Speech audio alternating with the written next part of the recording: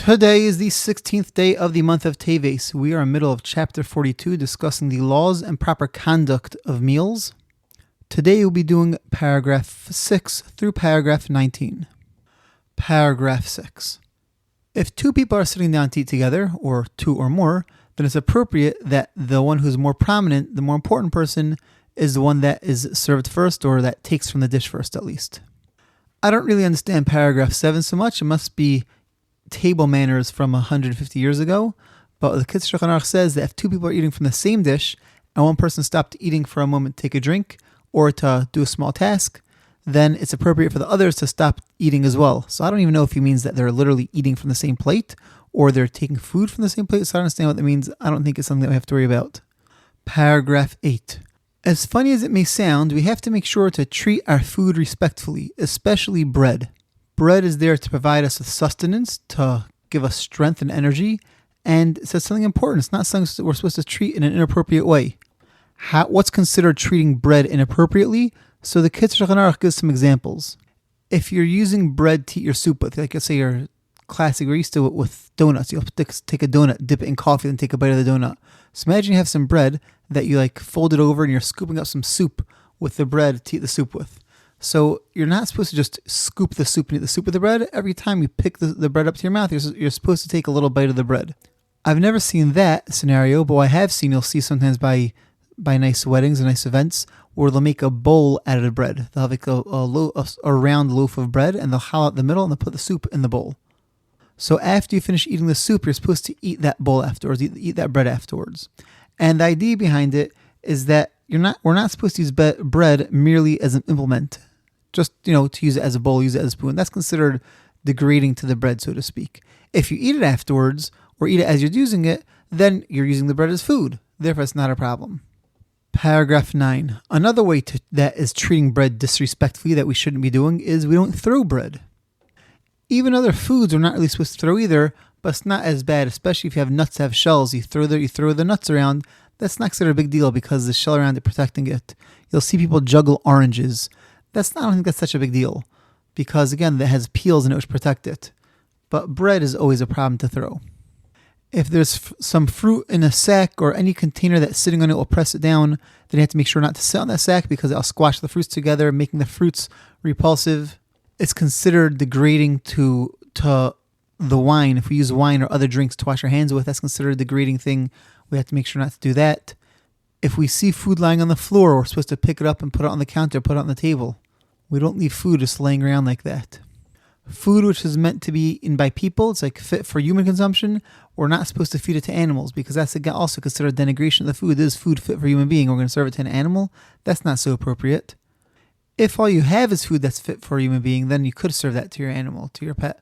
But really we're not supposed to. But it's better to have designated animal food. Paragraph 10. If somebody needs to use bread for some sort of medicinal purpose or to use any other food for medicinal purpose, then even though it might become repulsive through that use, then it's still permitted. I don't know nowadays if we would do this ever. Maybe some homeopathic remedies of taking different types of juices or different types of foods. People take egg yolks and put egg yolks on burns, things of that nature. That might make the egg yolk repulsive, so it's not something we would normally do. But because for medicinal purpose, it would not be a problem.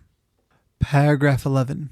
If someone is cleaning off their table and some leftover pieces of challah or bread on the table, then instead of throwing it straight into the garbage can, you're supposed to put it into a bag first or some container before throwing it into the garbage can. Like I mentioned earlier, bread has a special significance because that's considered the mainstay of our food, and therefore we have to treat it more in a nicer way than other foods. So other foods that are just waste, that's garbage that we're not eating, we could throw out, but bread should be put in a container before throwing it in the garbage can. Now let's say you have some breadcrumbs. So it's best you could throw breadcrumbs straight into the garbage. If you're throwing it onto you're not supposed to nowadays, not so common because we have our floors are wooden floors or carpet floors that we want to keep them clean. But historically, even when floors were dirt floors, people would often just take the breadcrumbs and throw them onto the floor. Says the Kitzur Shulchan Aruch, we shouldn't do that. So if you're eating outside at a picnic, you're not supposed to just dump the crumbs onto the floor where they'll be trampled.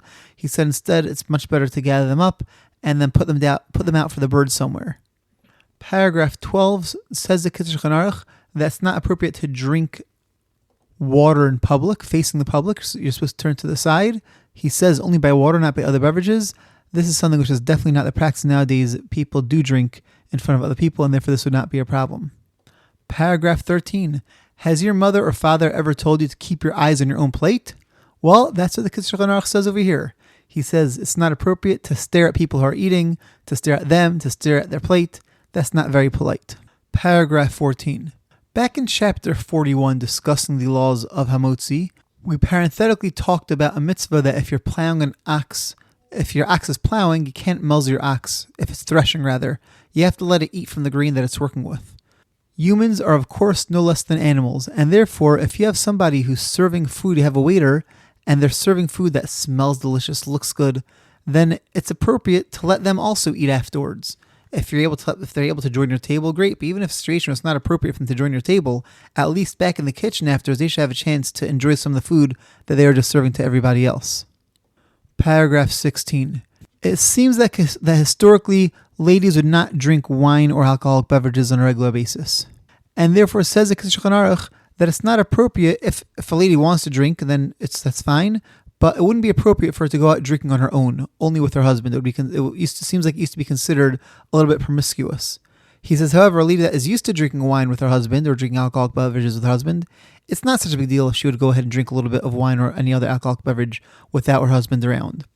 I think nowadays where it's common for ladies to drink wine and alcoholic beverages, it's totally common for them to drink it with her husband, without the husband.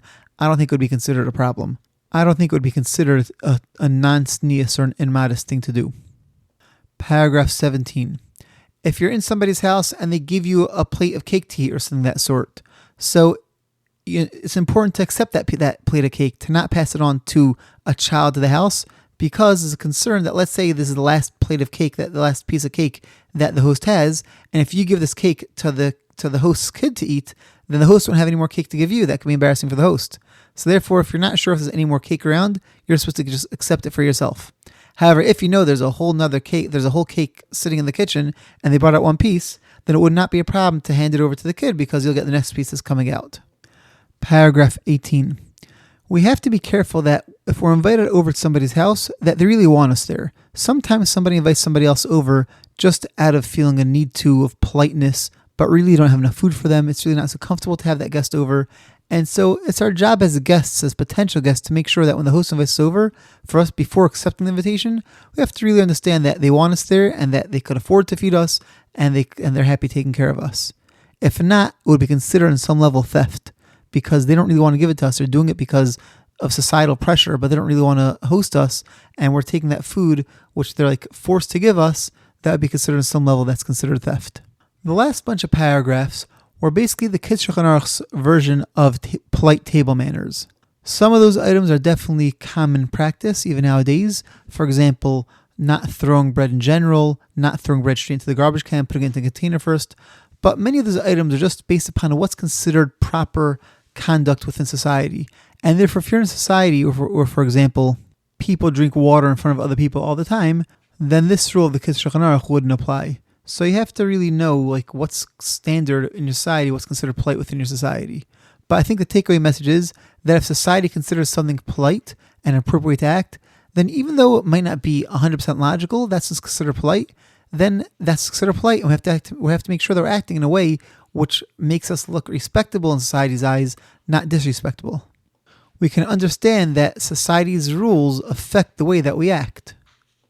Just to bring out this point for a minute, is it considered appropriate or inappropriate to eat chicken wings with your fingers? So most people will eat chicken wings with their fingers in 2025, in my circles at least, in America. However, some people might find that a bit of a repulsive thing to do. You're going to get your fingers all full of the grease and all full of these different sauces on the chicken wings. Use a fork and knife like a mensch. Somebody who's used to eating chicken wings with fingers looks at somebody who's eating chicken wings with a fork and knife and thinks, are you crazy? You're high society, you can't get your fingers a little bit dirty? You'll clean them off afterwards. So what's appropriate? So this is the type of thing that I think it depends on what your circle does. If your circle of people, your community eats chicken wings with their fingers, then for you to use a fork and knife is not considered fully appropriate. That's like standing out doing something different. If your community eats chicken wings with a fork and knife, then for you to use your fingers wouldn't be considered appropriate. It'd be considered a little bit disgusting or repulsive. So there's a lot of leeway in this, and you have to, judgment calls have to be made, but it's not. These aren't objective standards. These have to do with the society that you live in, your community, etc. Paragraph 19. After we finish eating a meal of bread, we say Bracha Hamazon. In Yiddish is called benching. It's a long blessing, long after blessing of the meal. Now you're supposed to say after blessings in the place where you eat the food. And therefore, if you're eating a meal in room A, you're not supposed to go to room B until you say the after blessing, until you say the Bracha Hamazon. Let's say you want to continue your meal in room B. Then the best case, if you do go there and you continue your meal there, you could say the after blessing in the second room. However, the best thing to do really is that when you're sitting down to the meal, you're making hamotzi on the bread, you should have in mind, I'm starting my meal over here, I'm going to finish it in the second room. And then when you go into the second room, you have to make sure to have at least a kazayas worth, olive size worth of bread, which is between the volume of approximately 0.6 fluid ounces or 1.1 fluid ounces. Now, this is specifically by bread. Other foods have different rules, and when we get to chapter 50, we're going to discuss the rules on other foods. This concludes today's learning. Have a wonderful day, and see you tomorrow.